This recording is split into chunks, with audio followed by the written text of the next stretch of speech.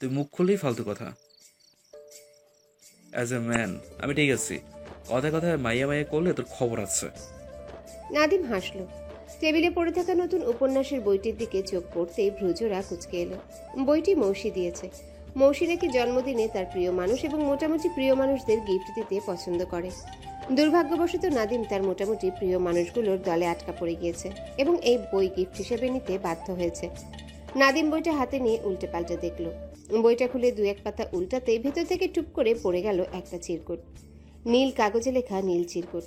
নাদিম চিরকুটটা তুলে তীক্ষ্ণ দৃষ্টিতে তাকালো। তাতে লেখা, স্যার, আমি আমার জন্মদিনে বেশ কিছু মজার মজার খেলা খেলি। তার মধ্যে একটি হলো ধাঁধা খেলা। আমি যদি খেলাটা আপনার সাথে খেলতে চাই, তাহলে কি আপনি খুব রাগ করবেন? আপনার সাথে খেলাটা খেলতে চাওয়ার বিশেষ একটা কারণ আছে। এই বিশেষ কারণটা আমি এখনই বলবো না। আপনাকে আমি 4টা প্রশ্ন করব। সেই প্রশ্নগুলো ঠিকঠাক উত্তর দিতে পারলেই সেই বিশেষ কারণটা বলবো, নয়তো নয়। প্রশ্নগুলো হলো: 1, যখন ওকে দেখে হাসি, সেও হাসে আমাকে দেখে। আমি চোখ মারলে সেও মারে। আবার আমি তাকে চুমু খেলে সেও আমায় সমান আগ্রহে চুমু খায়। কে সে বলতে পারেন? 2, এই জিনিসটা আসলে আমার, কিন্তু আমার কাছে ছাড়া তা শুধু তোমার কাছেই থাকতে পারে। কোন জিনিসের কথা বলছি জানেন? কার্বনের সঙ্গে হাইড্রোজেনের কখনো ঝগড়া হয় না। কেন জানেন? এই জিনিসটার উপর বড়লোকেরা অধিকার স্থাপন করতে চান, জ্ঞানীরা বুঝতে চান, আর গরিব মানুষদের কাছে এটাই সবচেয়ে বড় সম্পদ। কোন জিনিসটার কথা বলছি জানেন? স্যার, আপনি প্রশ্নের উত্তরগুলো ধরে ফেলেছেন। প্রশ্নগুলো লেখার সময় আমি আল্লাহর কাছে দোয়া করেছি যেন উত্তরগুলো পেয়ে যান। আমি সেই বিশেষ কারণটা আপনাকে বলতে চাই। আপনি উত্তরগুলো খুঁজে না পেলে সেই বিশেষ কারণটা আমার বলা হবে না। নাদিম গোটা চিঠিটা বেশ কয়েকবার মনোযোগ সহকারে পড়ল। প্রশ্নগুলো খুবই সহজ, প্রশ্নের উত্তরগুলো আরও সহজ। মৌসির সেই রহস্যময় বিশেষ কারণটাও স্পষ্ট। নাদিম দ্রুত সিদ্ধান্ত নিয়ে ফেলল এই প্রশ্নের উত্তরগুলো সে মৌসিকে বলবে না। মৌসির বিরক্তিকর বিশেষ কারণটাও সে শুনবে না, কিছুতেই না। নাদিম চিরকুটটা দুমড়ে মুচড়ে জানালার বাইরে ছুঁড়ে ফেলল। রাতের অন্ধকারে হারিয়ে গেল কিশোরী মেয়ের একদলা অনুভূতি আর স্বপ্ন। প্রকৃতিতে শরতের ছোঁয়া লেগেছে মাত্র। নিকষ কালো আকাশে এখন শুভ্র মেঘের খেলা। চারিপাশে ফুরফুরে বাতাস থাকলেও ভ্যাপসা গরম অস্থির করে তুলছে জীবন। আরফান বারান্দায় রাখা বেতে সোফায় বসে আছে। গায়ে পাতলা টি শার্ট আর ট্রাউজার, চোখে মোটা ফ্রেমের চশমা, পা দুটো টি টেবিলে রেখে কোলের উপর ল্যাপটপ, কপালে হালকা ভাঁজ, হাতের 10 আঙ্গুল কিবোর্ডে নিরন্তর ছুটে চললেও মস্তিষ্কে ঘুরে বেড়াচ্ছে জটিল এক প্রশ্ন: মেয়েটা কি সত্যি শ্যামলতা? এক ঝলক দেখে এমন কিছু ভেবে নেওয়া কি ঠিক হচ্ছে আরফানের? শ্যামলতার পা দুটো যে আরফানের ভীষণ পরিচিত তাতে কোনো সন্দেহ নেই। এতগুলো বছরে পায়ের আঙ্গুলগুলোর দৈর্ঘ্য প্রস্থ পর্যন্ত মুখস্থ করে ফেলেছে আরফান। তবুও কোথাও যেন একটা কিন্তু থেকেই যাচ্ছে। এক পলকের দৃষ্টিকে ততটা বিশ্বাস করা যাচ্ছে না। মেয়েটাও তো স্পষ্ট কিছু বলছে না। বারবার ফোন বা মেসেজ দেওয়াটা অস্বস্তি। সেদিন যদিও নিজের অস্বস্তি আত্মসম্মান পাশে রেখে রেস্টুরেন্টে গিয়ে বসেছিল দুজন, কিন্তু কাজের কাজ কিছুই হলো না। গোটা 2 ঘন্টা বসে থেকে 2 থেকে 3টি কথা বলতে পেরেছিল আরফান। তার উপর মেয়েটি কেমন অদ্ভুত কাজ করে বসলো, হুট করে উঠে চলে গেল। কি আশ্চর্য! মেয়েটাকে মাঝে মাঝে পাগল মনে হয় আরফানের, কিন্তু পর মুহূর্তে তার নিবিড় চোখ দুটোর কথা মনে পড়ে। মেয়েটার চোখে কি সত্যি অন্যরকম কিছু ছিল না? একদম অন্যরকম কিছু অনুভূতি। দরজা খোলার শব্দেই বারান্দা থেকে রুমের ভেতর উকি দিল আরফান। আগন্তুককে দেখে দীর্ঘশ্বাস ফেলল। ল্যাপটপে শাটার নামিয়ে অপেক্ষা করতে লাগলো। প্রায় সাথে সাথে ছোটখাটো সুন্দরী এক তরুণী এসে বসলো সোফায়। সারা শরীরে তার শিশু সুলভ চঞ্চলতা, চোখে মুখে স্বভাব সুলভ হাসি, হাতে 2 কাপ কফি। আরফান চশমাটা খুলে মনোযোগী চোখে তাকালো। মেয়েটা 1 কাপ এগিয়ে দিতেই মৃদু হাসলো আরফান। কফি হাতে নিতে নিতে বলল, তোমার কফির হাত আগের থেকে ভালো হয়েছে। Good, I am impressed. মেয়েটা হাসলো না, চোখ দুটোতে রাজ্যের বিরক্তি নিয়ে বলল, তুমি বিয়ে কবে করছো? তুমি বুড়ো হয়ে যাচ্ছ, সাথে আমিও বুড়ি হয়ে যাচ্ছি। আরফান হেসে বলল, তোমার বয়স কত? 23 অথবা 24? 23-24 বছরে কেউ বুড়ি হয় না। মেয়েরা 25 বছরেই বুড়ি হয়ে যায়। তুমি বুঝবে না। যারা সারাদিন পড়াশোনা করে তাদের এসব বোঝার কথা নয়। এখন বলো, বিয়ে কবে করছো? আরফান হাসলো, তবে প্রত্যুত্তর করার চেষ্টা করলো না। ল্যাপটপটা টি টেবিলের উপর রেখে পা নামিয়ে বসলো। মেয়েটা কৌতূহলী কণ্ঠে প্রশ্ন ছুড়ল। কাজ করছিলে? সারাদিন এত কি কাজ করো? খুব ইম্পর্টেন্ট নাকি অল্প ইম্পর্টেন্ট? খুব ইম্পর্ট্যান্ট রিসার্চের রিপোর্ট লিখছিলাম। আগেরবার ল্যাপটপটাই তো গেল। গেল? কই গেল? একজন নদীতে ছুঁড়ে ফেলেছে। এখন নদীর তলদেশে থাকলে থাকতে পারে, এক্স্যাক্ট বলতে পারছি না। মেয়েটা আতকে উঠে বলল, কি সাংঘাতিক! তোমার রাগ হচ্ছে না?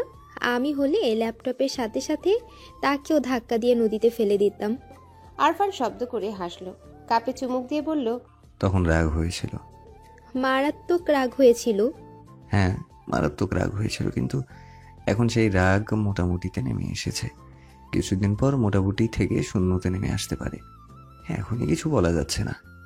মেয়েটা সোফায় আয়েশ করে বসলো, চোখ ছোট ছোট করে কৌতূহল নিয়ে বলল, কিন্তু সব রেখে ল্যাপটপটাই নদীতে ফেললে কেন? আর ঢাকা শহরে নদী কোথায়? কক্সবাজারে গেলাম যখন, তখন ফেলেছে। কেন ফেলেছে জানি না। ল্যাপটপ ফেলে দেওয়ার মতো আহামরি কোনো কারণ আমি খুঁজে পাইনি। আমার তখন মনে হয়েছিল মেয়েটি বদ্ধ পাগল। এখনো অবশ্য তাই মনে হয়, তবে সেই ভাবনাটা পরিবর্তন হলেও হতে পারে। হুট করেই মনে হচ্ছে মেয়েটা আসলে বদ্ধ পাগল নয়, মাথায় একটু সমস্যা আছে মাত্র। কথাটা বলেই হেসে ফেলল আরফান। মেয়েটা চোখ বড় বড় করে বলল, কি বলছো? ওটা একটা মেয়ে ছিল। আরফান মাথা নাড়ল। মেয়েটার চোখ দুটো ছোট ছোট করে সন্ধিহান কণ্ঠে প্রশ্ন ছুড়ল। সুন্দরী ছিল? আরফান কফি কাপটা টেবিলের উপর রেখে হাসল। মেয়েটার দিকে পূর্ণ দৃষ্টি নিক্ষেপ করে বলল, সুন্দরী বলা যায় বোধ হয়, তেমন খেয়াল করে দেখিনি কখন। পরের বার দেখা হলে খেয়াল করে দেখবো বলে সিদ্ধান্ত নিয়েছি। পুরো 1 ঘন্টা মুখের দিকে তাকিয়ে থেকে বোঝার চেষ্টা করব মেয়েটি আসলেই সুন্দরী কিনা। তারপর তোমায় এসে অপিনিয়ন জানাবো। আপাতত আমার শার্টটা চট করে ইস্ত্রি করে দাও তো নীলু। ফার্স্ট আমি বেরোবো। রুমের এ প্রান্ত থেকে ও প্রান্ত ক্রমাগত পায়চারি করছে নম্রতা, হাতে বই। পড়ায় মনোযোগ আসছে না। বিছানায় বেশ আয়েশ করেই বসে আছে নীরা। সেকেন্ডের জন্য বিরতি না নিয়ে নিরন্তর পড়া মুখস্থ করছে সে। নম্রতা পায়চারি থামিয়ে বিরক্ত চোখে তাকালো। প্রচণ্ড অভিমান নিয়ে নীরার পাশে বিছানায় ধপ করে বসে পড়ল। পুরো বিছানা হঠাৎ করে কেঁপে উঠায় চমকে উঠল নীরা। অবাক চোখে নম্রতার দিকে তাকিয়ে থেকে বুকে ফু দিল। বিস্মিত কণ্ঠে প্রশ্ন করল, কি হলো? এমন ডাইনোসরের মতো লাফাচ্ছিস কেন? ডাইনোসর?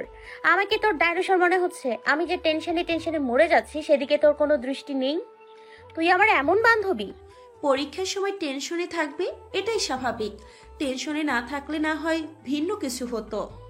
নম্রতা বিরক্ত হয়ে বলল, আরে বাপ, এই টেনশন সেই টেনশন নয়, এটা হলো হৃদয় ঘটিত টেনশন। নীরা সরু চোখে তাকালো, সন্দিহান কণ্ঠে বলল, কেন? হৃদয় আবার কি হলো? প্রেমিক পুরুষ তো পেয়েই গেলি, এখন তো তোর খুশিতে মরে যাওয়া উচিত। খুশি না হয়ে এত টেনশন কেন? নম্রতা বিছানায় এক পা তুলে নীরার দিকে ঘুরে বসলো, ঠোঁট উল্টে বলল, এখানেই আসল সমস্যা। ওই প্রেমিক পুরুষেই সব সমস্যা। ওই ডক্টর আসলেই সে কিনা, সেই কনফিউশনটা না হয় আমার পায়ের পানিতে অনেকাংশ ক্লিয়ার হয়েছে, কিন্তু ডক্টর আর সে কে মেলাতে গেলেই হেঁচকি উঠে যাচ্ছে আমার। দ্বিতীয় লাস্ট উইকে পরীক্ষার জন্য ফোন ধরা ছোঁয়ার বাইরে ছিল। ডক্টর অসংখ্যবার ফোন দিয়েছে, আমি ধরিনি। এখন 1 সপ্তাহ হয়ে গেল, সে ফোন টোন কিচ্ছু দিচ্ছে না। আমি নিজে থেকে ফোন দিব কিনা সেটাও বুঝতে পারছি না। প্রচন্ড অস্বস্তি হচ্ছে। এইটুকু বলে থামলো নম্রতা। তারপর প্রচন্ড অভিমান নিয়ে বলল, আমি নিজে থেকে কখনোই যোগাযোগ করব না। এতদিন আমি চেষ্টা করেছি, কষ্ট করেছি, বেহায়া হয়েছি। এবার কি ওর চেষ্টা করা উচিত নয়? এবার সে যোগাযোগ না করলে আমি সত্যি সত্যি বিয়ে করে ফেলবো নীরু। আমার আর ভালো লাগছে না। নীরা হেসে ফেলল, বইটা উল্টে রেখে বলল, বিয়ে করলে সাফার সবচেয়ে বেশি তুই করবি। পত্রপ্রেমিক নিয়ে তুই যে পরিমাণ পসেসিভ, তাতে দেখা গেল বিয়ে করলে ঠিক আছে, কিন্তু বাসর ঘরে বসে ফোন নিয়ে ন্যাকামো শুরু করে দিবি। দোস্ত, আমি এই বেটার সাথে বাসর টাসর কিচ্ছু করব না। আমার দম বন্ধ লাগছে। আমি এই বেটাকে স্বামী হিসেবে মানি না, মানবো না। আমার ডাক্তার আমাকে এনে দে ব্যাস। তখন যত প্যারা আমাদের তোর কান্নাকাটি দেখে নাদিম অন্তুরা সত্যি সত্যি তোকে বাসর ঘর থেকে ভাগিয়ে আনতে পারে। এদেরও বিশ্বাস নেই। পরের দিন খবরের কাগজে আমাদের ছবি, আহ হিট হিট হিট। নীরার বলার ভঙ্গিতে হেসে ফেলল নম্রতা। নীরা হেসে বলল, হাসিস না, সিরিয়াসলি বলছি। তুই যদি এত কাণ্ড করিস তাহলে নাদিম নির্ঘাত মধ্যরাতে তোর জামাইকে গিয়ে বলবে, আরে এত চাপ নিতাছস কেন মাইরি? বাংলাদেশে কি বউয়ের অভাব পড়ছে নাকি? এক বউ গেলে আরেকটা আসবে, আরেকটা গেলে আরো একটা আসবে, আসতেই থাকবে। টেনশন করে চান্দি গরম কইরো না। তোমাকে আমরা আরেকটা বউ এনে দিব, দরকার পড়লে বউয়ের বাজার বানাই দিব। কিন্তু আমার বান্ধবীরে দিব না মামা। বান্ধবীর জামাই পছন্দ হয় নাই, সো জামাই চেঞ্জ। নীরা এটুকু বলতেই হুহা করে হেসে উঠল নম্রতা। নীরাও খুব হাসলো। নম্রতা হাসতে হাসতে বলল, হতেই পারে, নাদিমের পক্ষে সব সম্ভব। তারপর হঠাৎই গম্ভীর হয়ে বলল, তাহলে তুই কিভাবে পারবি? তোর দম বন্ধ লাগবে না নীরু? আমার কেন দম বন্ধ লাগবে? তুই অন্তকে ভালোবাসিস, অন্তকে ভালোবেসে অন্য জনকে বিয়ে করতে যাচ্ছিস, তবু বলছিস দম বন্ধ কেন লাগবে? ছোটবেলায় অ্যাঞ্জেল হওয়ার স্বপ্ন দেখতি না নমু? সুন্দর দুটো ডানা মেলে পরীদের মতন উড়ে বেড়ানোর স্বপ্নটা কোনো মেয়ের ছিল না বলতো? অথবা বিশাল রাজ্যের রাজকুমারী হয়ে যাওয়া, গা ভর্তি গহনা, ঘোড়ায় চড়া রাজপুত্র, এত এত দাসীর স্বপ্ন তো সবাই দেখত। সেই স্বপ্ন পূরণ না হওয়াতে কি দম বন্ধ হয়ে মারা যাচ্ছিস? ভালো আছিস, নতুন নতুন স্বপ্ন দেখছিস। চোখে অসংখ্য স্বপ্ন থাকলে দু একটা অসম্ভব স্বপ্ন ভুলে থাকা যায় নমু। অসম্ভব স্বপ্নগুলো অবসরে অনুভব করে আনন্দ পাওয়ার জন্যই হয়, বাস্তবে পাওয়ার জন্য নয়। নম্রতা হঠাৎ কোনো কথা খুঁজে পেল না। কয়েক সেকেন্ড অপলক চেয়ে থেকে বলল, অন্তকে অন্তকে অ্যাটলিস্ট জানাতে তো পারিস, অথবা নাদিম বা রঞ্জন। অন্তুকে বলার প্রশ্নই আসে না। আর নাদিম রঞ্জনকেই বা কি বলবো? এটা কি আর বলার মতন কিছু হলো? আমার আবেগ, আমার অনুভূতি আমার মধ্যে আবদ্ধ থাকাটাই কি ভালো নয়? তুই শুধু শুধু এত ভাবছিস, বাদ দে তো। নম্রতা দীর্ঘশ্বাস ফেলল। এই মেয়েটাকে সে বুঝে না। ভ্রুকুচকে ঘড়ির দিকে তাকিয়ে আছে। ঘড়িতে 3টা বাজতে আর 3 মিনিট বাকি। মৌসিকে পড়ানোর কথা 2টা 30-এ, অথচ তার খবর নেই। মৌসির সময় জ্ঞানহীনতায় নাদিম বিরক্ত, চরম বিরক্ত। ঘড়ির কাঁটা যখন 3টা 2-এর ঘরে গেল, ঠিক তখনই মৌসির আগমন ঘটল। ব্যস্ত ভঙ্গিতে বই খাতা বের করতে করতে বলল, সরি স্যার। নাদিম জবাব দিল না। মৌসিকে আজ স্বাভাবিক লাগছে। মুখে বা শরীরে আলাদা কোনো সাজগোজ নেই। সাদা রঙের একটা টপের উপর লাল রঙের স্কার্ফ ঝুলছে। চোখ দুটো লাল হয়ে ফুলে আছে। মৌসি কাঁদছিল। কাঁদলেই কাঁদতে পারে। এই বয়সী মেয়েদের কান্নাকাটি করা আহামরি বড় কোনো বিষয় না। এরা কথায় কথায় ফ্যাচফ্যাচ করে কেঁদে ফেলবে, এটাই স্বাভাবিক। নাদিম গম্ভীর মুখে পড়ানো শুরু করলো। মৌসি হঠাৎই প্রশ্ন করল, আপনার বন্ধু এখন কেমন আছে স্যার? ভালো আছে। উনি কি শেষমেশ পরীক্ষাগুলো দিচ্ছেন? নাদিম ভ্রু বাঁকিয়ে তাকালো। কপাল কুঁচকে বলল, আমার বন্ধুর যে পরীক্ষা দেওয়ার কথা ছিল না, সেটা তুমি কি করে জানলে? আমি জানি, আমি অনেক কিছুই বুঝে ফেলতে পারি। নাদিম বিরস কণ্ঠে বলল। ও আচ্ছা। মৌসি বোধহয় খানিক হতাশ হলো। নাদিম প্রত্যুত্তরে কিছু জিজ্ঞাসা করবে, সামান্য কৌতূহল দেখাবে, এমনটাই হয়তো আশা করেছিল মৌসি। মৌসি মৃদু কণ্ঠে বলল, আমি আরেকটা বিষয় বুঝে ফেলেছি। কি বিষয় বুঝে ফেললে? আপনি অতি শীঘ্রই আমাদের বাড়িতে আসা বন্ধ করে দিবেন। মৌসি নামের একটা মেয়েকে যে পড়াতেন সেটাও ভুলে যাবেন। আমি ঠিক বলছি না স্যার? আমি তোমার মতো আগাম বুঝে ফেলতে পারি না মৌসি। আমার মনের কোনো ঠিক ঠিকানা নেই। সকালে নেওয়া সিদ্ধান্ত বিকেলে এসেই বদলে যেতে পারে। তুমি তোমার পড়ায় মনোযোগ দাও। আমার তোমার বাড়ি আসা বন্ধ করে দেওয়াটা কোনো গুরুত্বপূর্ণ ব্যাপার নয়। মৌসি কৌতূহল নিয়ে বলল, আগে আপনি মাঝে মাঝে অন্যরকম করে কথা বলতেন, এখন কেন বলেন না? ইচ্ছে করে না তাই। এখন আমাকে পড়াতেও ইচ্ছা করে না, তাই না? নাদিম দীর্ঘশ্বাস ফেলে মৌসির দিকে তাকালো। মেয়েটার বুকে কান্না। কণ্ঠটা কি একটু কাঁপলো, কিন্তু সে কাঁপা কণ্ঠটা অগোছালো নাদিমকে ছুঁয়ে দিতে পারল না। সে শান্ত কণ্ঠে বলল, ইচ্ছে করে না। মৌসি কিছু বলল না। মাথা নিচু করে গ্রামাটিক্যাল নিয়ে ব্যস্ত হয়ে পড়ল। নাদিম আগের মতোই নিরুদ্বেগ বসে রইল। মৌসির খাতা চেক করতে করতে হঠাৎ মনে পড়ল অন্তরাজ ড্রেসিং করার ডেট। ঠিক 5টায় হাসপাতালে যেতে হবে। নাদিম তাড়াহুড়ো করে ঘড়ির দিকে তাকালো। ব্যস্ত ঘড়ির কাঁটা এখন 4টার দোরগোড়ায়। বিকেল 5টা। চেম্বার থেকে বেরিয়ে যাওয়ার তোড়জোড় করছে আরফান। কালো চামড়ার ব্যাগটা হাতে তুলে নিয়ে চেম্বার থেকে বেরোতেই নম্রতাকে চোখে পড়ল তার। নম্রতা নাদিম আর অন্তুর সাথে ড্রেসিং রুমের দিকে যাচ্ছে। নম্রতাকে দেখে কয়েক সেকেন্ডের জন্য থমকে গেল আরফান। গরমে ত্যক্ত বিরক্ত নাদিমের চোখ এড়ালো না আরফান। আরফানকে দিকে আসতে দেখে নম্রতার মাথায় চাটি মারল সে। ফিসফিস করে বলল, তোমার প্রীতি থুকু পত্রপ্রেমিক চলে আসছে মামা। ডাক্তারের ফান্দে যেহেতু ফাইলাইছস, কড়াই ঘন্টায় শোধ করুন লাগবো। ডাক্তার প্রেমিক হওয়া সত্ত্বেও যদি হাসপাতালে ঔষধপত্র কিনে খাওয়া লাগে তাহলে তো যন্ত্রণা। বেটাকে বল আমাকেও ঔষধের টাকা ফেরাই দিতে, নয়তো হাত পা কিছু ধরতে দিবি না। তোরে আমরা ক্যাশ অন ডেলিভারি দিব। ক্যাশ বন্ধ তো ডেলিভারিও বন্ধ। নাদিমের কথায় হেসে ফেলল অন্তু। নম্রতা গরম চোখে তাকালো। ততক্ষণে বেশ খানিকটাই কাছাকাছি এসে দাঁড়িয়েছে আরফান। আরফানকে কাছাকাছি এসে দাঁড়াতে দেখেই হেসে হাত বাড়ালো নাদিম। আসসালামু আলাইকুম আরফান ভাই, কেমন আছেন? নম্রতা অবাক হলো। এই অল্প দিনে নাদিম আরফানের সাথেও বন্ধুত্ব করে নিয়েছে নাকি? আশ্চর্য, কিন্তু কিভাবে? আরফান হাত মিলিয়ে হাতটা বুকে ছুঁয়ে হাসলো। মোলায়েম কণ্ঠে বলল, আলহামদুলিল্লাহ। তোমরা? ভালোই আছি। একটা মাথা পাগল আর একটা হাত ভাঙা নিয়ে ঘুরলে যতটা ভালো থাকা যায় ঠিক ততটা। আপনি একটু মাথা পাগলটাকে পাড়া দেন ভাই, আমি আর অন্ত 5 মিনিটে আসছি। আরফান যেন সুযোগটা লুফে নিল। হাস্যোজ্জ্বল কণ্ঠে বলল, শিওর?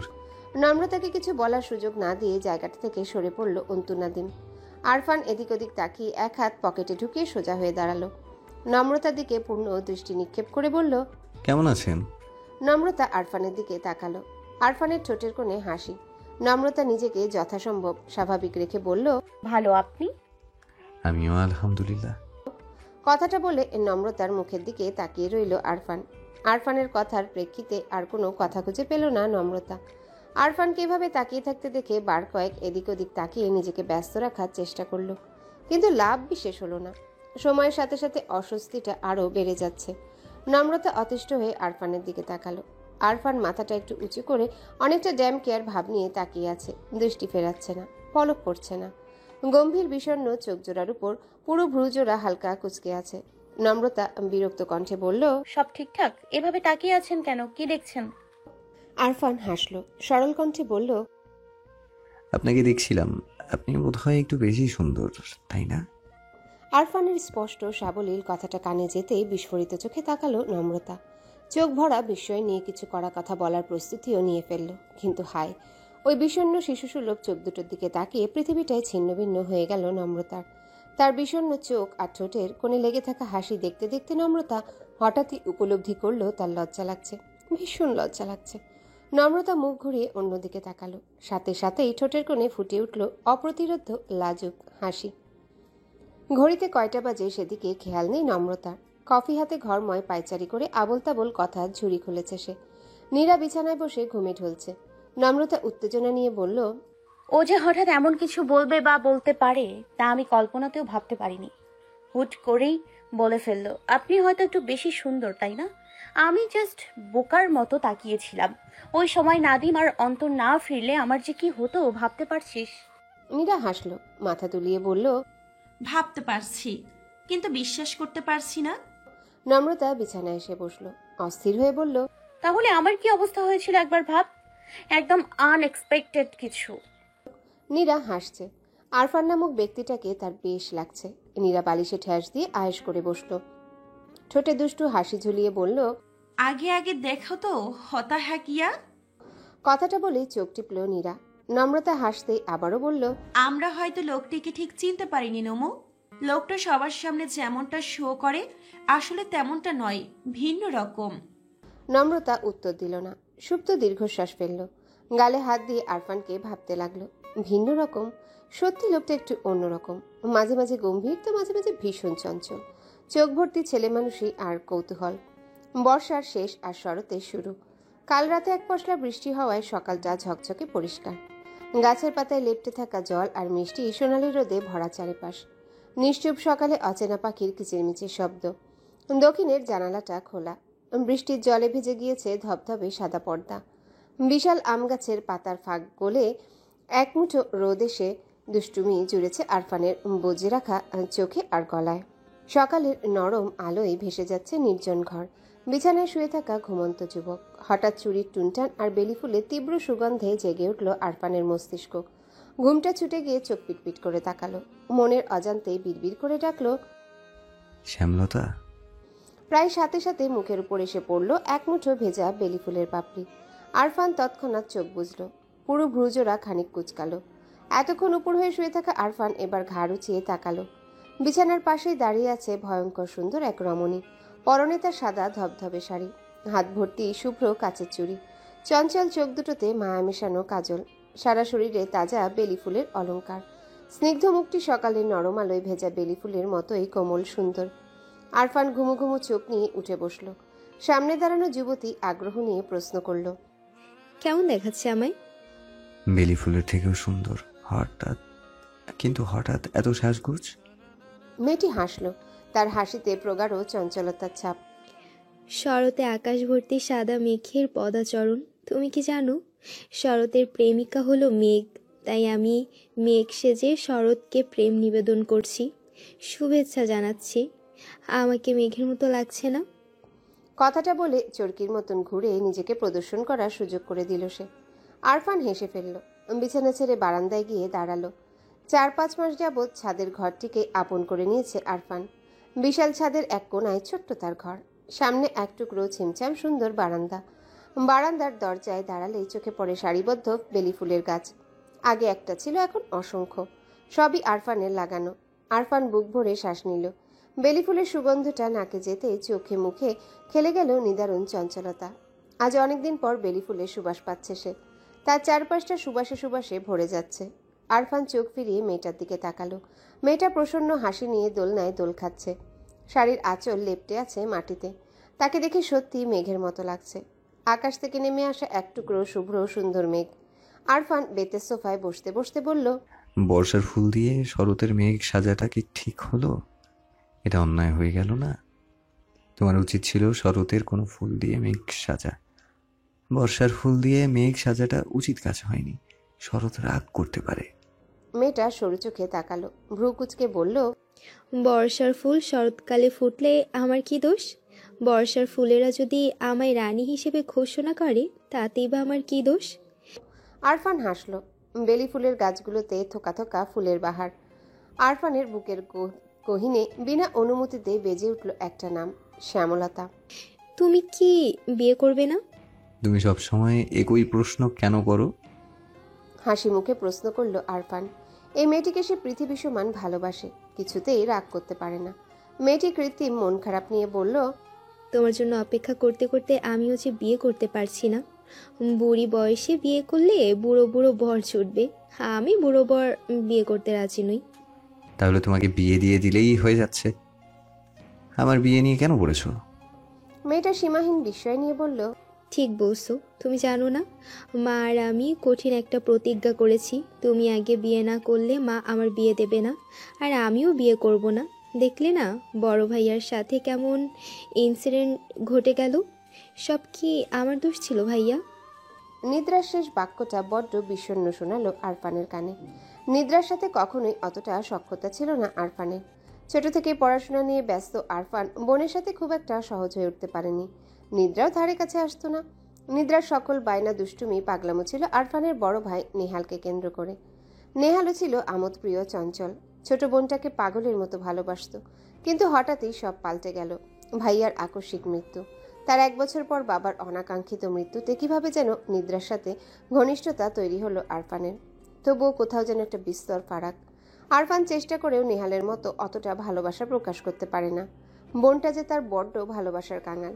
আরফান দীর্ঘশ্বাস ফেলে চোখ তুলে তাকালো। চোখের কোণে জল জমেছে তার। সকালের রোদে চিকচিক করছে সেই অশ্রু। নিদ্রা নিস্তব্ধ। আরফান ধীর পায়ে নিদ্রার পাশে দোলনায় বসলো। ডান হাতটা কোলে নিয়ে আদুরে কণ্ঠে বলল, তোমার কোনো দোষ ছিল না Nidu. It's all about destiny. Nidra অসহায় চোখে তাকালো। আরফানের বুকে আলতো মাথা রেখে বলল, ইটস কো অ্যাক্সিডেন্ট। আরফান হালকা হাতে বোনকে জড়িয়ে নিয়ে বলল, ইটস এ ডেস্টিনি। কয়েক সেকেন্ড নিস্তব্ধ কাটার পর হঠাৎই কথা বলল আরফান।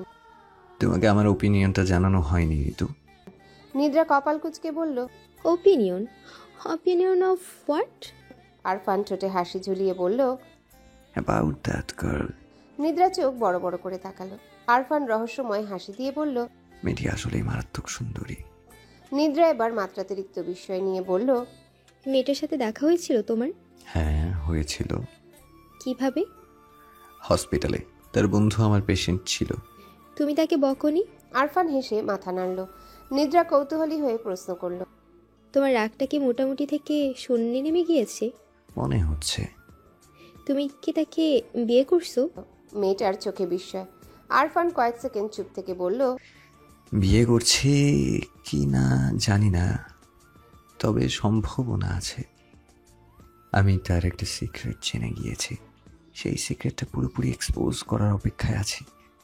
আমার ধারণা সে আমার সাথে গেম খেলার চেষ্টা করছে। নিদ্রা লাফিয়ে উঠে বলল। তার মানে তুমি বিয়ে করছো? আমি এক্ষুনি মাকে জানাচ্ছি যে নিষ্প্রভ ভাইয়া বিয়ে করছে।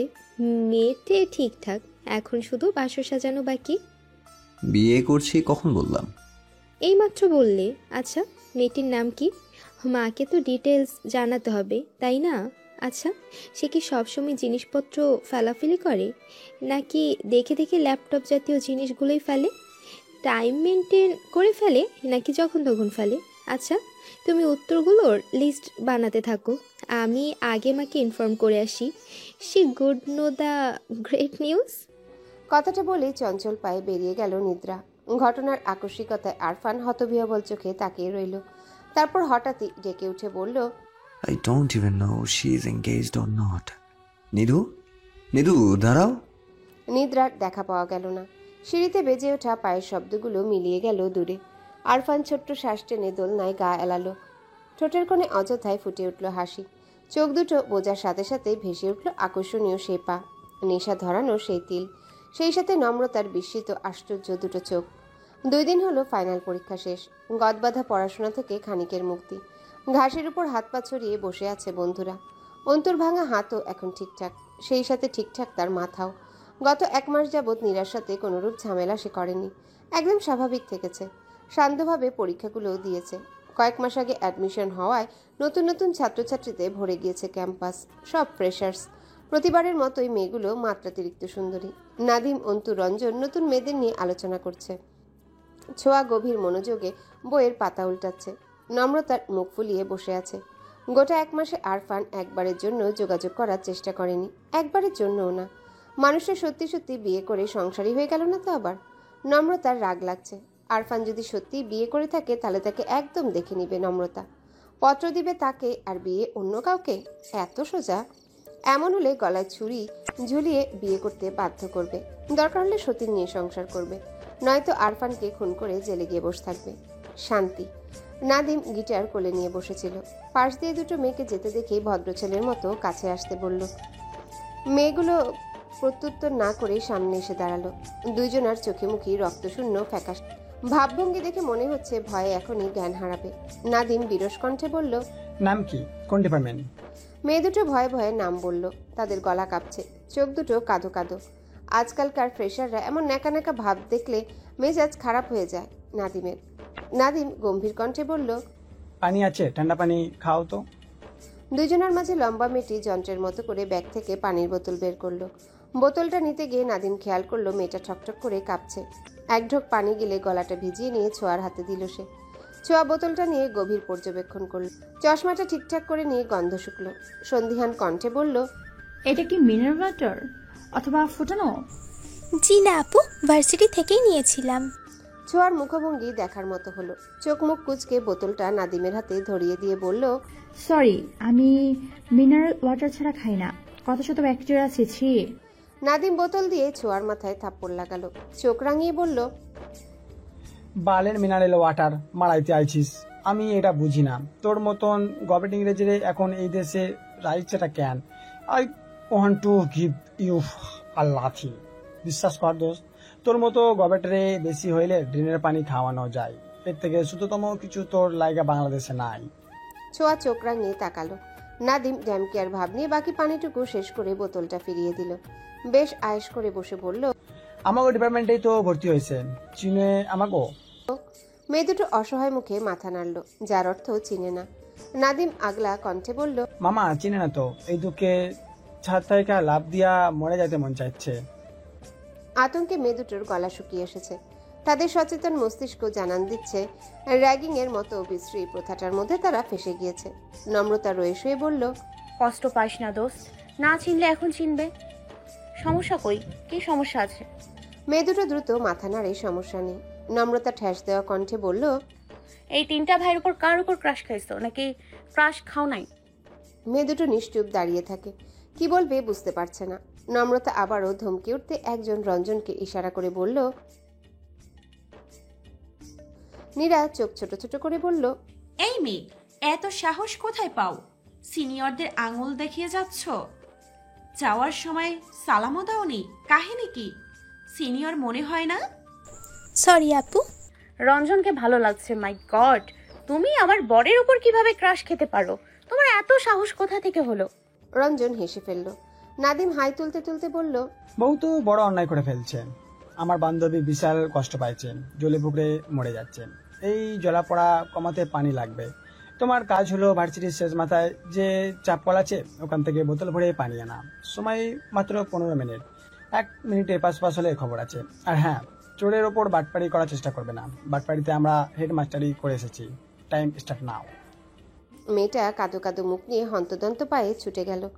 এত বড় ভার্সিটি এরিয়ায় কোথায় খুঁজবে সেই চাপকল?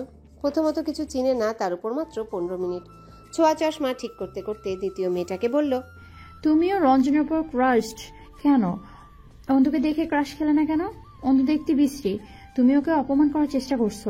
মেয়েটা ব্যস্ত হয়ে বলল, না আপু, অন্তু ভাইয়াও খুব কিউট। এই, তুমি সিনিয়র ভাইকে কিউট বললা? এত সাহস কই পাও? মেয়েটা যেন অকুল পাথারে পড়ল, দিশেহারা হয়ে চুপ করে রইল। নম্রতাদের কঠিন কথার ঘোরপ্যাচে ঠোঁট চেপে কান্না আটকালো। 10 মিনিটের মাথায় মেয়েটাকে ছেড়ে দিয়ে নিজেদের ডিপার্টমেন্টের দিকে হাঁটা দিল। নীরা বিতৃষ্ণা নিয়ে বলল, এবারের ফার্স্ট ইয়ারগুলো ভয়ানক বিচ্ছু। সামনে দিয়ে চলে যায় তবু সালাম দেয় না, আর কিছু বলেই ভ্যা ভ্যা করে কাঁদতে লেগে যায়। আমরা যে পরিমাণ জার্ক দেখেছি তার 25%ও ওদের দেওয়া হয় না। নেকাবাজ এক একটা। বন্ধুদের মধ্যে এই নিয়ে চলতে লাগলো আলোচনা। নম্রতা হুট করেই মন খারাপ হয়ে গেল। উফ, আরফান তার খোঁজ কেন নিচ্ছে না? নম্রতার কি উচিত তার খোঁজ নেওয়া? ক্যান্টিনে এতগুলো মানুষের সামনে নীরার ক্রোধের এমন নগ্ন প্রকাশ ঘটবে তা কখনো চিন্তাই করতে পারেনি অন্তু। বন্ধুরাও নীরার এমন রূপে স্তব্ধ, বিস্মিত। একটু আগে ক্যান্টিনের যে টেবিলটিতে চলছিল আড্ডার বহর, সেখানে এখন ভয়াবহ নিস্তব্ধতা। আড্ডার মাঝে হঠাৎ ফোন বাজলো নীরার। ফোন কানে নিয়ে বাইরে গেল ঠিক, কিন্তু ফিরে এলো ভয়াবহ রূপে। কথা নেই বার্তা নেই, অন্তুর গালে কষে এক চড় বসালো। এমন কিছুর জন্য বন্ধু মহলের কেউই প্রস্তুত ছিল না। সবার চোখে আতঙ্ক আর প্রশ্ন। রঞ্জনের মতো শান্ত ছেলেও আজ বিভ্রান্ত। আমার তোর প্রতি ঘেন্না হচ্ছে অন্তু। অতটা নিচু তুই কি করে? বারবার বলছিলাম বন্ধুত্বটা রাখতে দে, বন্ধু হিসেবে বাঁচতে দে, কিন্তু ভুলে গিয়েছিলাম নিমক হারামরা কখনো বন্ধু হতে পারে না। যে কুক্ষণে তুই আমার বন্ধুর তালিকায় যুক্ত হয়েছিলি, সেই কুক্ষণের মনে প্রাণে ঘৃণা করি আমি। ওই দিনটি আমার জীবনে না এলেই পৃথিবীর সব থেকে সুখী মেয়ে আমি হতাম। রাগে শরীর কাঁপছে নীরার, চোখ দুটোতে জল টলমল করছে, ফর্সা মুখটা হয়ে উঠেছে লাল। নম্রতা থতমত খেয়ে বলল, কি বলছিস এসব? এটা পাবলিক প্লেস, আমরা পরে আলোচনা। নম্রতাকে কথা শেষ করতে না দিয়ে চেঁচিয়ে উঠল নীরা, তুই চুপ কর নমু, দয়া করে আমার ব্যাপারে আর মাথা ঘামাতে আসবি না। আমার অন্তুর কাছে শুধু একটা প্রশ্নেরই উত্তর চাই, কেন ভেঙে দিলি বিয়েটা? বিয়ের ডেট ফিক্সড হয়ে গিয়েছিল অন্তু, সবাইকে দাওয়াতও দেওয়া হয়ে গিয়েছিল। আমার চরিত্রে কলঙ্ক লাগিয়ে তোর কি লাভ হলো? আমার একটা ছোট বোন আছে অন্তু। ঠিক হয়ে যাওয়া বিয়ে ভাঙানো মানে কি আদৌ জানিস তুই? আমার জীবন সম্পর্কে বিন্দু মাত্র ধারণা আছে তোর? অন্তু জবাব দিল না। রাগে দুঃখে হিতাহিত জ্ঞান শূন্য নীরা দাঁতে দাঁত চেপে বলল, পাগলামো। সত্যি করে বলতো, এই পাগলামো কিসের জন্য? আমার জন্য নাকি আমার সুন্দর শরীরের জন্য? তোর সামনে দাঁড়িয়ে থাকতেও আমার ঘেন্না লাগছে এখন। অন্তু এবার চোখ তুলে তাকালো। নীরার কাছাকাছি দাঁড়িয়ে চোখে চোখ রাখলো। দুইজনের চোখে সীমাহীন রাগ। অন্তু নীরার ডান হাতের বাহু শক্ত করে চেপে ধরে কটমটে কণ্ঠে বলল, যা করেছি বেশ করেছি। ভালোবাসি বলে দাম নেই না? খুব তো বিয়ের জন্য নাচছিলি, যা কর এখন বিয়ে। নীরার এখন হাউমাউ করে কাঁদতে ইচ্ছে করছে। নিজেকে পৃথিবীর সব থেকে অসহায় বলে বোধ হচ্ছে। নীরা খুব জলদি নিজেকে সামলে নিল। অন্তুর চোখের দিকে তাকিয়ে প্রচন্ড ব্যথাতুর কণ্ঠে বলল, তুই মরে যাচ্ছিস না কেন বলতো? আই উইশ অ্যাক্সিডেন্টের দিনটাই তোর শেষ দিন হতো। অন্তু দুর্বোধ্য হাসল। প্রচন্ড রাগে আবারও কষে চর বসালো নীরা। চেঁচিয়ে উঠে বলল, তোর হাসি আমার সহ্য হচ্ছে না। আর তোর সুখ আবার সহ্য হচ্ছিল না। নম্রতা দুই হাতে মুখ চেপে বসে আছে। নীরা যথেষ্ট বাস্তববাদী মেয়ে। নিজেকে সংযত করার শক্তি তার প্রচন্ড। সেই নীরার এমন দশায় বুক বেয়ে কান্না আসছে নম্রতার। ক্যান্টিনে সবাই হা করে মজা গিলছে। অবস্থা বেগতিক দেখে উঠে দাঁড়ালো রঞ্জন। অন্তুকে টেনে সরিয়ে নিয়ে নম্রতাকে ইশারা করলো। নাদিম হতভম্ব চোখে তাকিয়ে আছে। কাকে ধমক দিবে, কাকে সান্ত্বনা দিবে ঠিক বুঝে উঠতে পারছে না। প্রেম ভালোবাসার মতো ঠুনকো বিষয়গুলো এই প্রগাঢ় বন্ধুত্ব এত বড় সংকট তৈরি করতে পারে। নম্রতা নিজেকে সামলে নিয়ে নীরার কাঁধে হাত রাখলো। অসহায় কণ্ঠে বলল, দোস্ত সবাই দেখছে। নীরা উত্তর দিল না। কিছুক্ষণ অন্তুর দিকে তাকিয়ে থেকে শান্ত পায়ে বেরিয়ে গেল।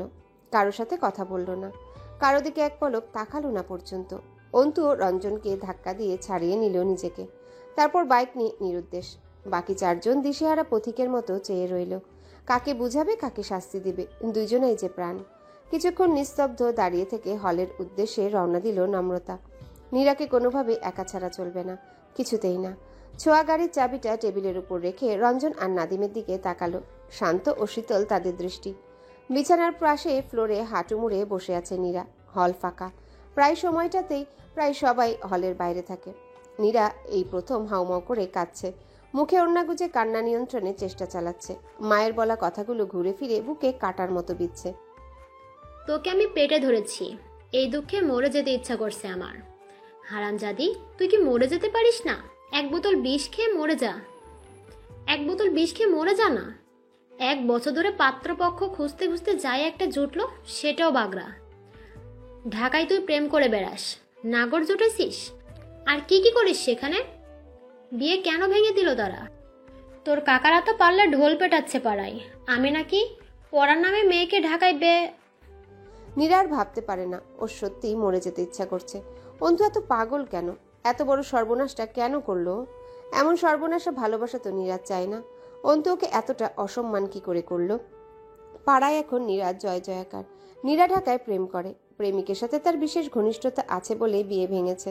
গ্রামের মানুষ নিশ্চয়ই আরো বিশ্রী বিশ্রী কথায় জর্জরিত করছে মাকে। এবার কি আরো পাত্র আসবে ঘরে? নীরা নিজের কথা ভাবছে না। তার ছোট একটা বোন আছে, যার বড় বোনের চরিত্রে এত বড় দাগ থাকে। তাকে বিয়ে দেওয়াটা কি অত সহজ হবে? কি পোড়া কপালি নীরা। কেন এসেছিল সে ঢাকায়? কেন ভর্তি হয়েছিল অভাগা বিশ্ববিদ্যালয়ে? তার থেকে কোনো মধ্যবয়স্ক লোকের বউ হয়ে নির্যাতন সহ্য করাটাও কি ঢের ভালো ছিল না? নীরা রাগে দুঃখে হাতের কাছে থাকা কাচের মগটা ছুঁড়ে মারল দূরে। প্রচণ্ড শব্দে চুরমার হয়ে গেল কাচের মগ। অসচেতনতায় বিছানার নিচে থাকা অপ্রয়োজনীয় লোহার শিকরা ঢুকে গেল হাতে। নীরা শিক বের করা নিয়ে তেমন কোনো ব্যস্ততা দেখালো না। উদাসী ভঙ্গিতে বসে রইল। ভেসে যাক সব রক্ত, সে মরে গেলেই শান্ত হবে পৃথিবী। মায়ের লজ্জা, অন্তুর পাগলাটে ভালোবাসা সব ফুরাবে। নীরার মৃত্যুটাই তো চায়, কিন্তু এই মৃত্যুও বড় বিশ্বাসঘাতক, নিমক হারাম। এমন সময় হন্তদন্ত করে ছুটে এলো নম্রতা। নীরা কেমন অগোছালো হয়ে বসে থাকতে দেখে আটকে উঠল সে। ফ্লোরে রক্ত গড়াতে দেখে নিঃশ্বাস বন্ধ হয়ে এলো তার। তাড়াহুড়ো করে নীরার পাশে হাঁটু গেড়ে বসলো। ডান হাতটা তুলে নিয়ে চোখ মুখ খিচে শিক টেনে বের করলো। হাতটা ওড়না দিয়ে বেঁধে দিয়ে অসহায় কণ্ঠে বলল, এসব কি নিরুপাখি? এত কেন ভাবছিস তুই? দুনিয়া ভেসে যাক, আমি তোর সাথে আছি। যে তোর দিকে আঙ্গুল তুলবে তার আঙ্গুল কেটে রেখে দিব। কাঁদিস না সোনা, তুই কাঁদলে আমিও কেঁদে দিব। পরে কিন্তু থামাতে পারবি না। নীরা এবারে নম্রতার উপর হামড়ে পড়ল। দুই হাতে জাপটে ধরে কান্নায় ভেঙে পড়ল। এই এক আশ্রয় তার। এই মেয়েটা তাকে একটু হলেও বুঝে, অন্ধের মতো বিশ্বাস করে। নীরার এমন কান্নায় ভেতরটা ফেটে গেলেও নিজেকে সামলে নিল নম্রতা। নীরাকে বুঝিয়ে সুঝিয়ে হসপিটালে যেতে রাজি করালো। লোহার শিক ঢুকে গিয়েছে, ইঞ্জেকশন দিতে হবে, নয়তো ইনফেকশন হতে পারে। নীরা বুঝদার বাচ্চাদের মতো বুঝলো। নম্রতার কথা মতোই চোখে মুখে পানি ছিটিয়ে শান্ত হলো। নীরার হাতে ইঞ্জেকশন আর ব্যান্ডেজের কাজ শেষ হয়েছে সেই অনেকক্ষণ আগে। এখন নীরার ব্রেন ওয়াশের জন্য খাবারের নামে তাকে নিয়ে হাসপাতালের আশেপাশেই কোনো রেস্টুরেন্টে বসেছে রঞ্জন। নম্রতা ইচ্ছে করেই সাথে যায়নি। রঞ্জন খুব ভালো বুঝাতে পারে নীরার এই মেন্টাল প্রেশার কমিয়ে আনার ক্ষমতা রঞ্জনের আছে। এই সময় রঞ্জন আর নীরাকে একা ছেড়ে দেওয়াই উত্তম। তাছাড়া নম্রতারও বেশ কিছু কাজ বাকি। মেডিকেলে এসে ডাক্তারের খোঁজ না নিয়ে চলে যাবে তা তো হয় না। এই লোক আসলে করছেটা কি? এই দুনিয়ায় আছে নাকি বিয়ে শাদী করে সাজেক ভ্যালির মেঘে হাবুডুবু খাচ্ছে? নম্রতাকে তো জানতে হবে। নম্রতা আরফানের চেম্বারের সামনে এসে উকি দিল। চেম্বারের সামনে অ্যাসিস্ট্যান্টকে দেখা যাচ্ছে না। ভেতরে আরফান আছে কি নেই সেটাও বোঝা যাচ্ছে না। নম্রতা কপাল কুঁচকে আবার উকি দিল। সাথে সাথেই পেছন থেকে কেসে উঠল কেউ। নম্রতা বিদ্যুৎ বেগে পেছনে ফিরে তাকালো। আরফান ভ্রু কুঁচকে তাকিয়ে আছে। ঠোঁটের কোণে শ্লেষমাত্মক হাসি। কি অবস্থা? কাউকে খুঁজছেন? আরফানের কথায় হেঁচকি উঠে গেল নম্রতার। বুকে হাত দিয়ে বার দুই হেঁচকি তুলে মাথা নাড়ল। আরফানও নম্রতাকে অনুসরণ করে মাথা নাড়ল। বলল, খুঁজছেন না? নম্রতা মিনমিন করে বলল, আমি কাকে খুঁজবো? আরফান পকেটে হাত, মেরুদণ্ড সোজা করে দাঁড়ালো। অদ্ভুত ভঙ্গিতে ঠোঁট বাঁকিয়ে বলল, সেটা তো আপনিই ভালো জানেন। আমি কাকে খুঁজবো? কথাটা বলে আবারও হেঁচকি তুলল নম্রতা।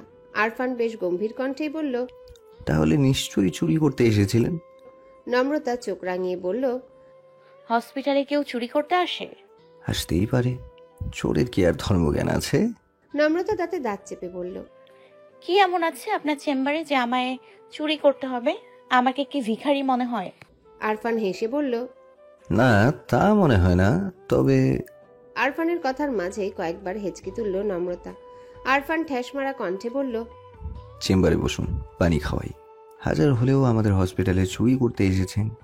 নম্রতা চোখ রাঙাতেই কথা পাল্টালো আরফান। না মানে বেড়াতে এসেছেন, আপ্যায়ন তো করতে হয়। চলুন ম্যাম। কথাটা বলে চেম্বারের দরজার দিকে এগিয়ে গেল আরফান। দরজাটা খুলে বিনীত ভঙ্গিতে দাঁড়িয়ে রইল। নম্রতা না করবে করবে করেও আর না করতে পারল না। নম্রতা চেম্বারে ঢুকে চেয়ার টেনে বসলো। আরফান স্টেথোস্কোপটা টেবিলে রেখে শার্টের হাতা গোটালো। চেয়ার টেনে ধীরে স্থিরে নম্রতার মুখোমুখি বসলো। টেবিল ওয়েটটা দু আঙ্গুল দিয়ে ঘুরাতে ঘুরাতে গভীর চোখে নম্রতার দিকে তাকালো। আরফানের এমন চাহনির সামনে অসহায় হয়ে পড়ল নম্রতা। অস্বস্তিতে হাঁসফাঁস করতে লাগলো। বেশ কিছুক্ষণ চুপচাপ থেকে প্রশ্ন করলো আরফান, কি খাবেন? হঠাৎ এত আপ্যায়ন? আরফান জবাব না দিয়ে বলল, কফি খেতে হলে বাইরে কোথাও বসতে হবে। যেতে চান? আরফানের চোখ দুটো আটকে আছে নম্রতার ঠোঁটে। নিচের ঠোঁটের মাঝ বরাবর কালো ছোট্ট তিলটিতে। গোলাপি রঙে ছোট্ট কালো তিলটা কি সুন্দর মানিয়েছে। এই একবিন্দু কালো রঙে যেন পৃথিবীর সব নেশা ধ্বংস আজ। নম্রতা জিহবা দিয়ে ঠোঁট ভিজালো। সাথে সাথে ভিজে উঠল সেই অদ্ভুত সুন্দর তিল। কৃত্রিম আলোয় চিকচিক করে উঠল কালো রং। আরফান চোখ সরিয়ে অন্যদিকে তাকালো। তারপর আবারও আর চোখে তাকালো নম্রতার ঠোঁটে। নম্রতা স্পষ্ট কণ্ঠে বলল, আমি কফি খাই না। তাহলে কি খান? কথাটা বলে রহস্যময় হাসি হাসলো আরফান। নম্রতা কপাল কুঁচকে বলল, হাসছেন কেন? আরফান এবারও উত্তর দিল না। প্রসঙ্গ পাল্টে বলল, আপনার বিয়ের কি হলো? নম্রতা ফট করেই বলল, বিয়ের আবার কি হবে? বিয়ে হবে কবে হবে? খুব শীঘ্রই। আরফান অদ্ভুত ভঙ্গিতে ভ্রু উঁচিয়ে বলল, ও।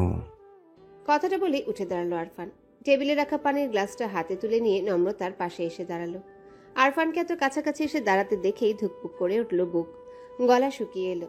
ভাবনাগুলো হয়ে পড়ল এলোমেলো। আরফানের কাটা কাটা আকর্ষণীয় চোয়ালের দিকে তাকিয়ে ঢোক গিলল নম্রতা। ভারী জিহবা নেড়ে বলল, কি হয়েছে? আরফান চোখের ইশারায় পানির গ্লাসটা দেখিয়ে বলল, পানি খাওয়ার দাওয়াত দিয়েছিলাম, পানি খাবেন না? নম্রতা বিভ্রান্ত চোখে আরফানের দিকে তাকালো। কাপা হাতে পানির গ্লাসটা নিয়ে আর চোখে আরফানকে পর্যবেক্ষণ করলো। আরফান এক বিন্দুও নড়ল না। আগের জায়গাতেই ঠায় দাঁড়িয়ে রইল। চোখ দুটো আটকে রইল নম্রতার মুখে ঠোঁটে। নম্রতা অস্বস্তি নিয়ে পানি খেলো। পানি খেতে খেতে আর চোখে আরফানের দিকে তাকালো সে। আরফান তাকিয়েছিল। চোখে চোখ পড়ল। কিছুটা সময় এভাবে অদ্ভুত এক অনুভূতি নিয়ে কেটে গেল তাদের। নম্রতা গ্লাসটা টেবিলে নামিয়ে রাখতেই দুই হাত ভাঁজ করে টেবিলে ঠ্যাস দিয়ে দাঁড়ালো আরফান। ছোট্ট শ্বাস ফেলে বলল, বিয়ের শপিং শেষ? 1 মাসে শেষ তো হওয়ার কথা, তাই না?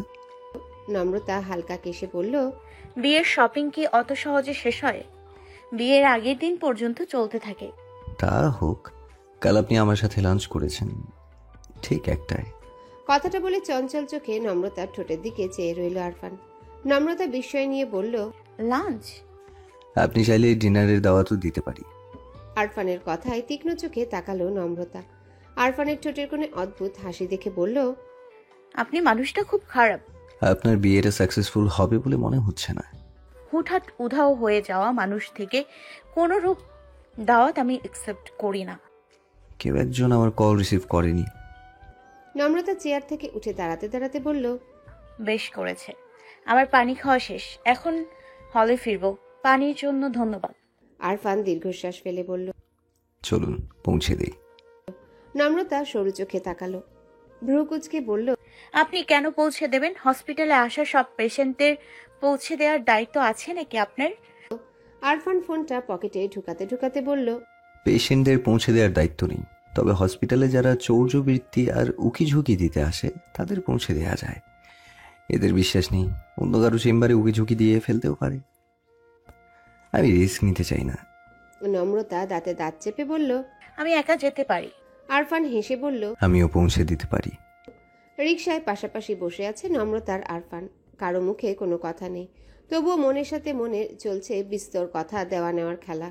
রিকশার ঝাঁকিতে অনিচ্ছায় ছুঁয়ে যাওয়া দুটো হাত, একটু স্পর্শে শরীরময় শিহরণ, রাজ্যের অস্বস্তি আর ভাবনাতীত ভালো লাগা, মন জুড়ে কতই না অনুভূতির খেলা। পুরোটা রাস্তা অসহনীয় এক ঘোরের মাঝেই কাটিয়ে দিল নম্রতা। আরফানের ঠোঁটেও কথা ফুটল না। হলের কাছাকাছি আসতেই হঠাৎই নম্রতার হাতের উপর হাত রাখল আরফান। ডান হাতের মুঠোতে একটা কাগজ ধরিয়ে দিয়ে দ্রুতই সরিয়ে নিল হাত। নম্রতা চমকে তাকালো। আরফানের ভাবলেশহীন মুখ তখন অন্যদিকে ফেরানো। আরফানের মনের ভাব বোঝা গেল না। নম্রতা হলের সামনে নেমে যেতেই প্রথম কথা বলল আরফান।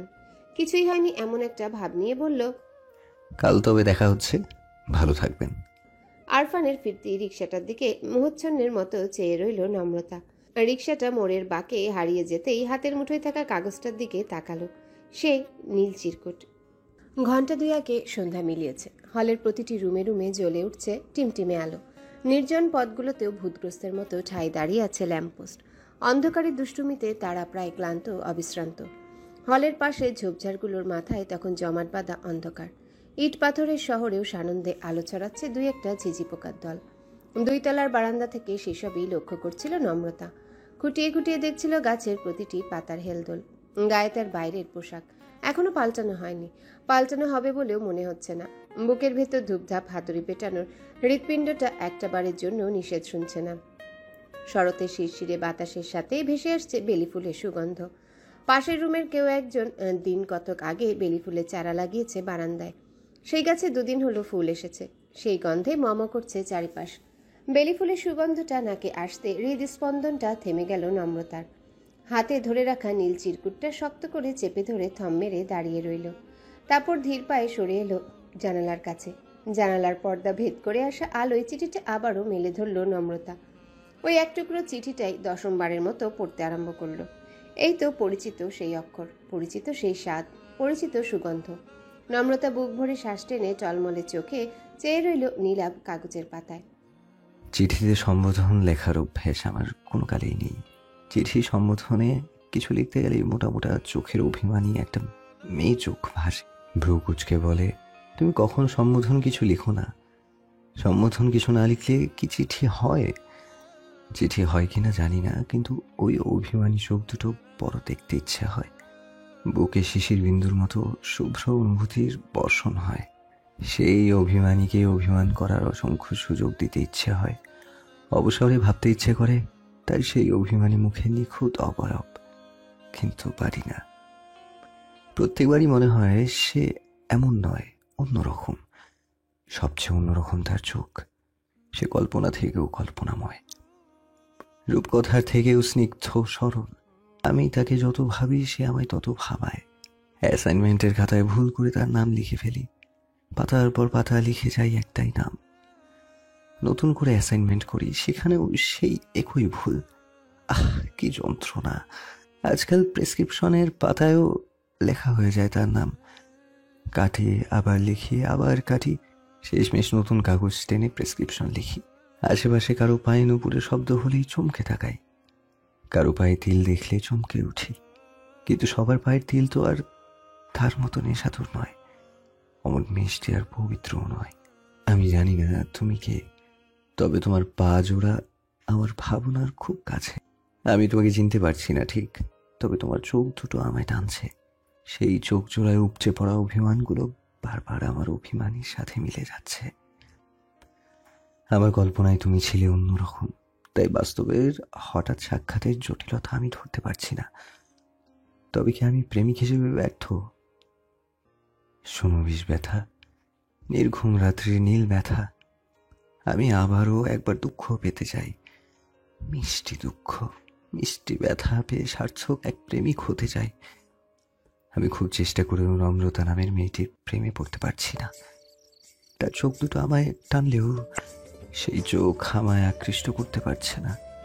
আমি এক জনম হাজার জনম শুধু শ্যামলতাকেই চাই। তার প্রেমে আকষ্ট ডুবে ব্যথায় ব্যথায় মরে যেতে চাই। প্রতিটি মুহূর্তে আমি শুধু তার প্রেমেই পড়তে চাই। আগামীকালে সেই দুপুরবেলায় ঘেমে নিয়ে ক্লান্ত হয়ে আমি আমার পরিচিত শ্যামলতাকেই দেখতে চাই। আমার অভিমানীকে কাল ফিরিয়ে দিও প্লিজ। বিশেষ দ্রষ্টব্য, শ্যামলতাকে বলবে আমার শেষ চিঠির উত্তর সে দেয়নি, সেই উত্তরটা আমার চাই। চিঠিটা পড়া শেষ হতেই গাল বেয়ে গড়িয়ে পড়ল 2 ফোঁটা টসটসে জল। ঠোঁটের কোণে ফুটল প্রাপ্তির হাসি। সেই কতদিন পর ফিরে পেল সেই দম বন্ধ করা অনুভূতি। কিশোরী বয়সের অনুভূতিগুলো যৌবনেও কত তাজা, কত মিষ্টি, কত সুন্দর। প্রগাঢ় অনুভূতি নিয়ে বারান্দায় পা মুড়ে বসে পড়ল নম্রতা। দেয়ালে ঠেস দিয়ে চোখ বুঝল। বেলি ফুলের তীব্র সুগন্ধটা নাকে আসতেই নম্রতার মনে পড়ল পুরনো এক চিঠির লাইন। তোমার আঙিনা বেলি ফুলের গাছে গাছে ভরিয়ে দেবো শ্যামলতা। রোজ সকালে মুগ্ধ চোখে সাদা ফুলের রাজ্য দেখবে তুমি, আর আমি দেখবো তোমাকে। তোমার সদ্য ঘুম ভাঙা চোখে লেপ্টে থাকবে কাজল, ঠোঁটে থাকবে নিষ্পাপ হাসি। সেই হাসিটা দেখার জন্য হলেও তোমার জন্য বেলি ফুলের রাজ্য বানাবো আমি। সেই রাজ্যের রানী হবে তুমি, শুধুই তুমি।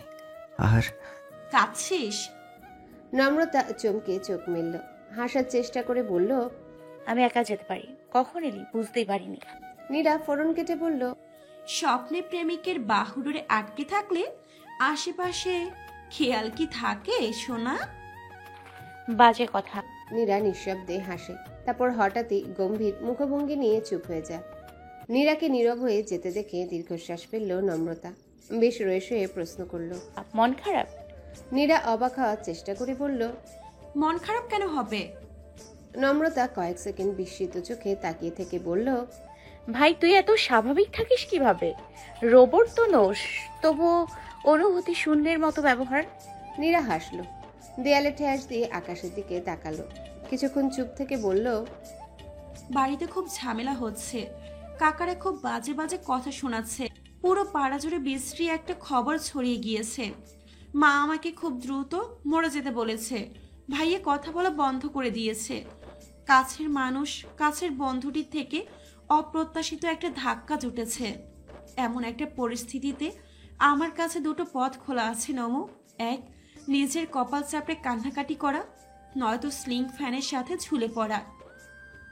2, নিজেকে এতটা শক্ত করা যাতে এই বিষ বাক্যগুলো প্রতিবেলা খাবারের সাথে খুব সহজেই হজম হয়ে যায়।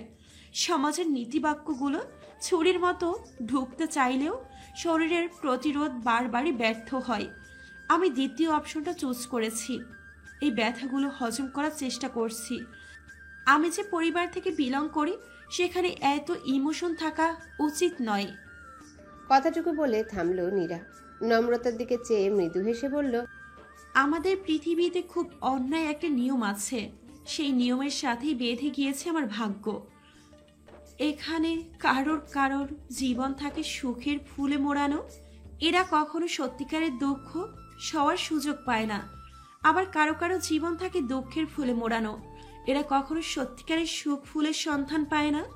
কল্পনায় সুখ ফুলের অভয় একেই পার করে দেয় গোটা জীবন। নম্রতা চুপ করে রইল। নীরাও আর কথা বাড়ালো না। হঠাৎ করে নিজস্ব ভাবনায় ডুব দিল। নম্রতা মৃদু কণ্ঠে বলল, অন্তকে তুই ঘৃণা করিস না নীরু। ছেলেটা তোকে খুব ভালোবাসে বলেই। নীরা তাচ্ছিল্যের হাসি হেসে বলল, অন্তু আমায় ভালো না বাসলেই হয়তো সুখ ফুলের অভয় কাটাটা একটু সহজ হতো। সে জানে ভালোবাসা অর্থ পাওয়া, আর আমি জানি ভালোবাসা অর্থ দেওয়া। আফসোস, অন্তু আমায় ন্যূনতম সম্মানটুকুই দিতে পারলো না। তুই যেমনটা ভাবছিস তেমনটা কিন্তু নয়। আমি মানছি ও ভুল করেছে, কিন্তু অপরাধটা যতটা ঘৃণভাবে তোর সামনে এসছে ততটা ঘৃণ কিন্তু নয়। অন্ত নিজেকে সামলানোর চেষ্টা করেছিল, মেনে নেওয়ার চেষ্টাও করেছিল সবটা, কিন্তু সেদিন যখন তোর বিয়ের কার্ডের ছবি দেখালি তখন ওর মাথা খারাপ হয়ে যায়। আমি ওকে শান্ত করার জন্যই সত্যটা বলেছিলাম। আমি বলেছিলাম যে তুইও ওকে ভালোবাসিস, কিন্তু পরিস্থিতির চাপে সেই ভালোবাসাটা তোয়াক্কা করছিস না, কষ্ট তুইও পাচ্ছিস। তাই ওর উচিত নিজেকে সামলে নেয়া, যেমনটা তুই সামলে নিচ্ছিস।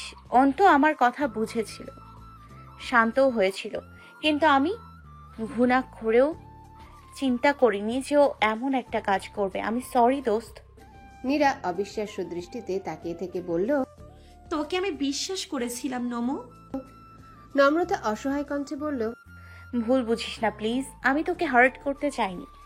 আর না অন্ত চেয়েছিল। অন্ত তোর হবু বরের অফিসে গিয়েছিল, সেখানে গিয়ে ভদ্রলোককে খুব নম্রভাবে বুঝিয়েছে সে তোকে ভালোবাসে, আর তুইও ওকে ভালোবাসিস।